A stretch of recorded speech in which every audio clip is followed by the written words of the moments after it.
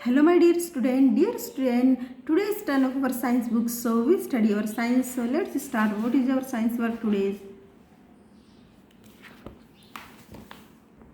Dear student, अब तक हम हमारा second chapter nutrition in animal study कर रहे थे। ये हमारा चैप्टर अच्छे से हमने कंप्लीट कर लिया है, यानी कि हमने इसको फुल स्टडी कर लिया, इसको अंडरस्टैंड कर लिया।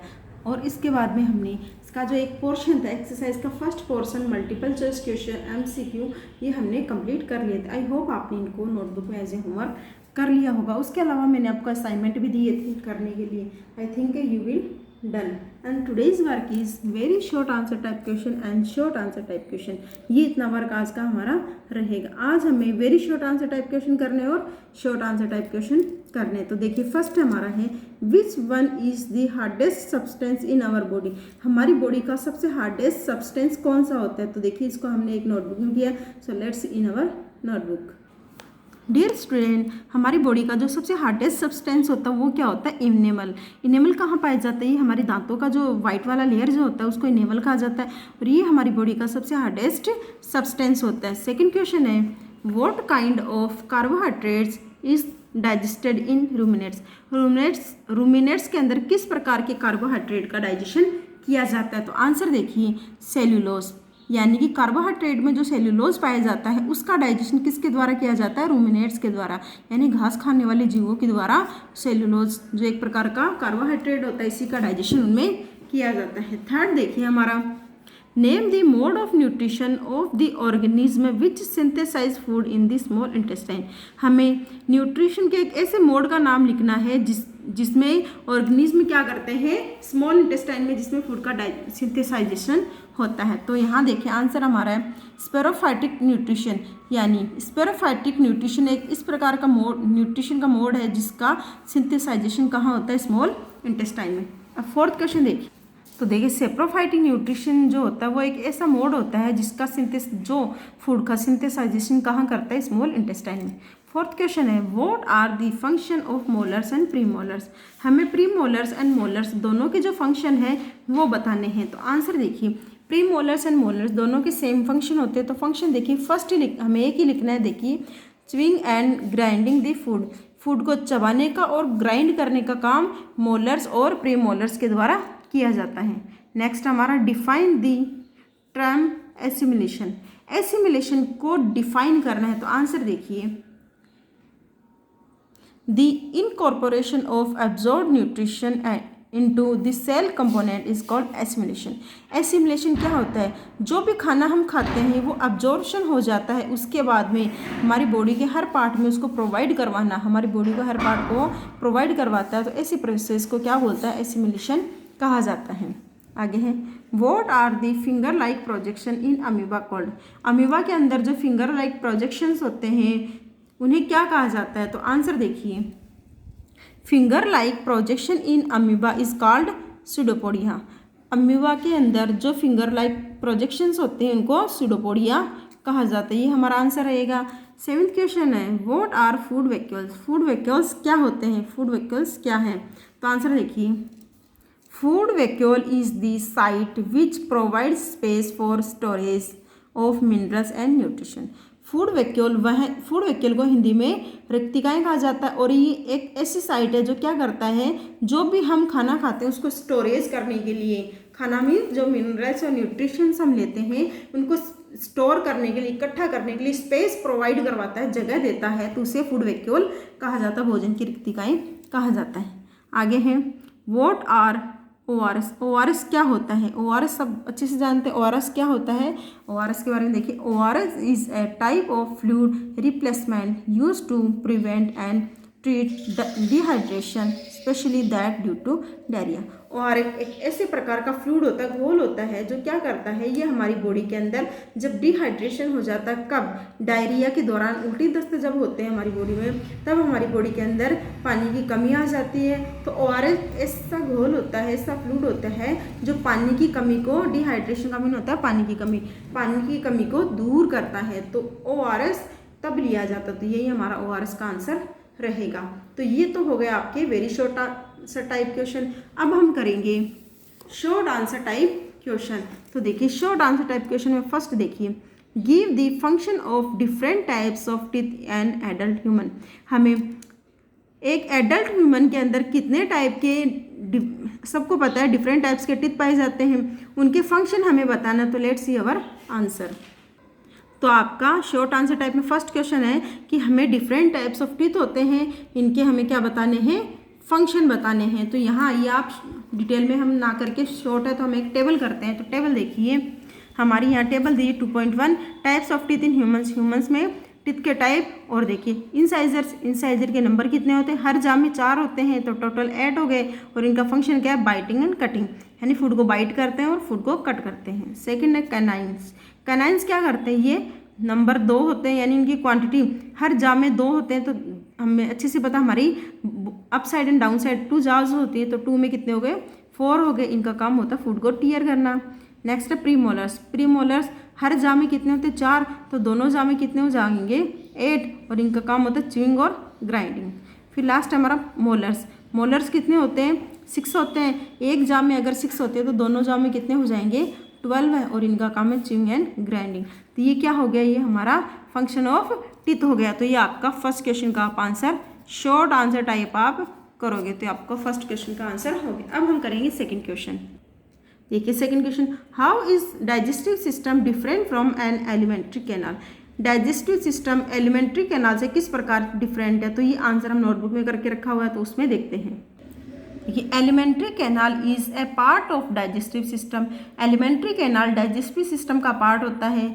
Elementary canal is a tube starting from mouth running up to anus. Alimentary canal हमारे मुंह से शुरू होती है। एलिमेंट्री कैनाल को आप आहार नाल या भोजन नलिका कुछ भी कह सकते हैं, ओसोफेगस कह सकते हैं। तो ये हमारे मुंह से शुरू होती है और हमारे एनएस हमारे गुदा द्वार तक समाप्त होती है। Well digestive system is combination of alimentary canal and digestive gland. और डाइजेस्टिव सिस्टम कब होता है, डाइजेस्टिव सिस्टम इसका कॉम्बिनेशन एलिमेंट्री कैनाल और डाइजेस्टिव ग्लैंड को मिला के हमारा एलिमेंट्री कैनाल के साथ में डाइजेस्टिव सिस्टम बनता है। तो इस प्रकार से एलिमेंट्री कैनाल डाइजेस्टिव सिस्टम से डिफरेंट होती है। Third question, represent the digestive system by means of label diagram. हमें डाइजेस्टिव सिस्टम को रिप्रेजेंट करना है किससे, लेबल डायग्राम से। हमें डायग्राम बनाना है किसका, डाइजेस्टिव सिस्टम का। तो ये हमारी बुक में डायग्राम दिया हुआ है पहले से, तो उसी को हम अंडरस्टैंड करते हैं। देखिए डाइजेस्टिव सिस्टम का आपको क्या करना है, ये जो डायग्राम है ये एज ए थर्ड क्वेश्चन के आंसर के रूप में आपको ये डायग्राम बनाना है HW। देखिए इसको अंडरस्टैंड करवाते समझाते हैं। ये ह्यूमन डाइजेस्टिव सिस्टम है, इसमें सबसे क्या होता है, सिलिवरी ग्लैंड। माउथ से हमारा डाइजेस्टिव सिस्टम स्टार्ट होता है।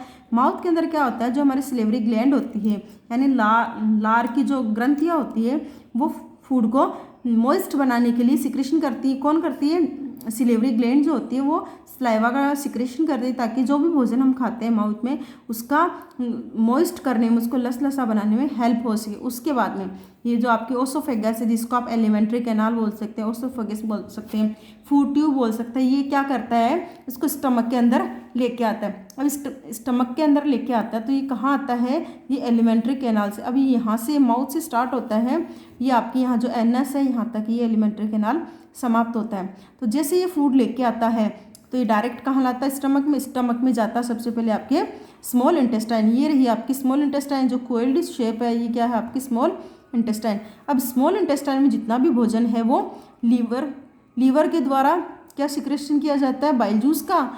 स्टमक के द्वारा स्टमक के जितने भी क्या बोलते हैं एंजाइम्स, उनका सिक्रेशन किया जाता है। पैनक्रियाज के द्वारा पैनक्रियाटिक जूस का, और गाल ब्लेडर, ये जो लीवर के द्वारा जो जूस सिक्रेट किया जाता है या एंजाइम सिक्रेट किया जाता है वो गाल ब्लेडर में इकट्ठा होता है।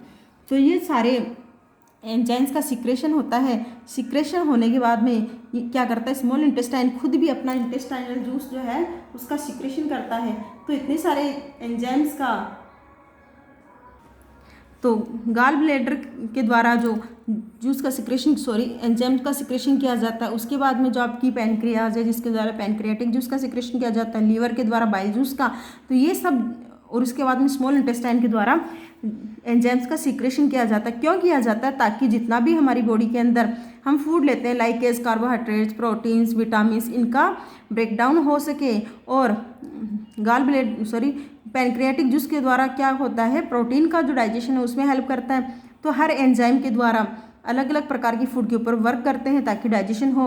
और डाइजेशन यहाँ स्मॉल इंटेस्टाइन में लगभग अपना कंप्लीट हो जाता है, यानी जितना भी डाइजेशन आपका होना होता है वो सारा का सारा आपका स्मॉल इंटेस्टाइन में कंप्लीट हो जाता है। उसके बाद में उसको क्या किया जाता है, स्मॉल इंटेस्टाइन से लार्ज इंटेस्टाइन की तरफ भेजा जाता है।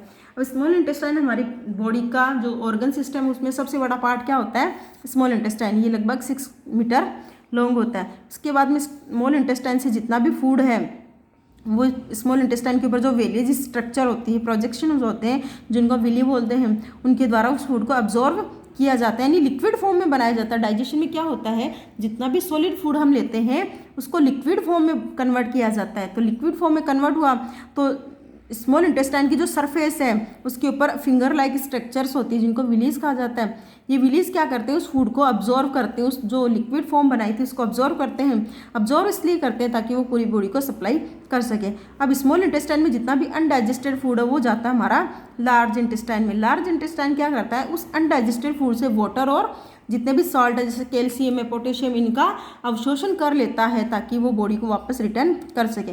अब जितना भी लार्ज इंटेस्टाइन में अनडाइजेस्टेड फूड रह चुका है, यानी कि जिसका डाइजेशन स्मॉल इंटेस्टाइन कर चुका है और लार्ज इंटेस्टाइन उनमें से साल्ट और वाटर को अब्जॉर्व कर चुका, उसके बाद में जो भी वेस्ट मटेरियल के रूप में लार्ज इंटेस्टाइन से एनएस की तरफ उस फूड को धकेला जाता है और एनएस के द्वारा हमारी बॉडी से वो क्रिएट कर दिया जाता है, बाहर निकाल दिया जाता है। तो ये तो प्रोसेस रही आपकी डाइजेस्टिव सिस्टम किस प्रकार से होता है हमारी बॉडी के अंदर। इसमें हमने क्या पढ़ा था, हमने डाइजेशन का पूरा क्लियरली समझा था कि डाइजेशन हमारी बॉडी में किस प्रकार से होता है। तो ये आपका डाइजेशन का अच्छे से हो चुका है, डाइजेशन के प्रोसेस हमने कर ली है। अब हम करेंगे नेक्स्ट क्वेश्चन।